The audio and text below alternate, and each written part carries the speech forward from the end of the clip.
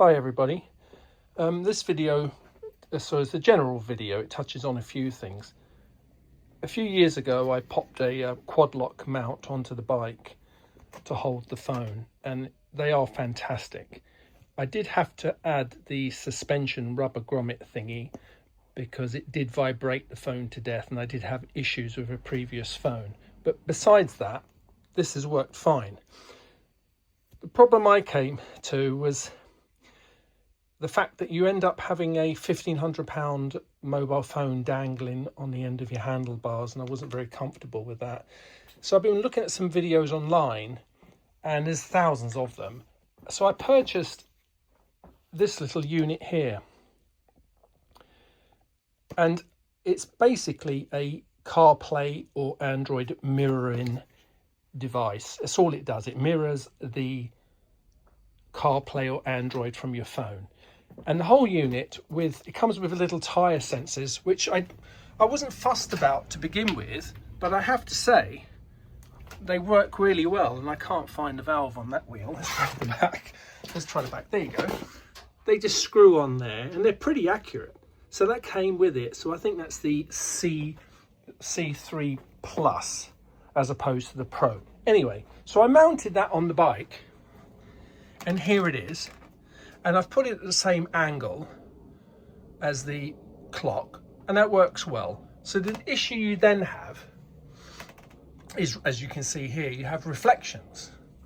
So because I have a 3D printer, I designed this little cap, which basically slots on. And there you go. And when you ride during the day, that does make a difference, I have to say. So that works. So anyone who's thinking about doing that, go ahead, because it's well worth having £70 on the end of your handlebar as opposed to 1,500. So the next thing with bikes is when you have heated grips, power for the sat nav or CarPlay unit, a USB socket. Now this does come with a USB adapter cable, but it's about 2 meters long. So to plug it into here, you have a bunch of wires that you have to just shove behind the wind deflector thingy there, and that doesn't look good. So I've hardwired mine in. I wish they would do an adapter that has literally 40 centimeters of cable, so you could just plug it in here, because they do a quick release, but if your cable is 2 meters long, it's just a faff. So anyway, I bolted mine on here and hardwired. So that brings to the third point. The amount of cables you have to connect to the battery is almost impossible on a small bike.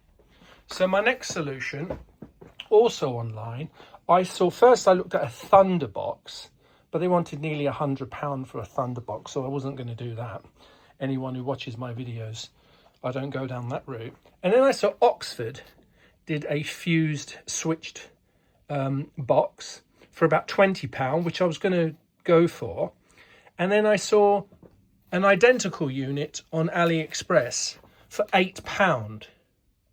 So that's exactly what I've done. So what you end up doing, you connect the box to the battery, and everything else connects into the box. And there's four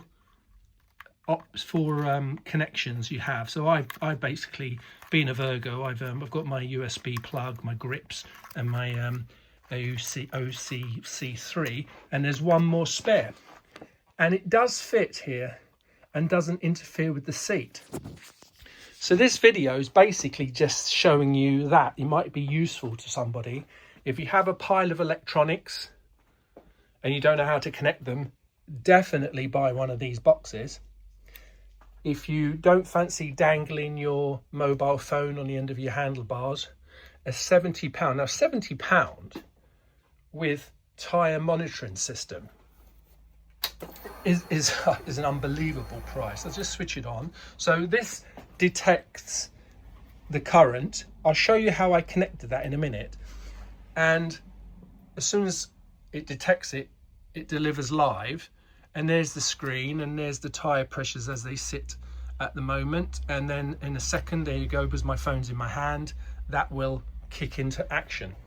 Now the proper way to connect this box is to connect it to a fuse, to a switched power source in your fuse box, rather than just shoving it into a, you know, like I've seen some people wrap it round the foot of a fuse and shove it into the fuse box. I didn't go that way. Just do a simple thing for £3 or £4. You can buy one of these, and what that does, that plugs into your fuse box, and there's space for 2 fuses, one that follows the cable out to this fuse box here, and the other one continues on its way doing the job it was originally doing. These cost about £3. They're safe, secure, easy to fit. I chopped mine off and actually did a solder connection, but you can crimp it, do anything you want.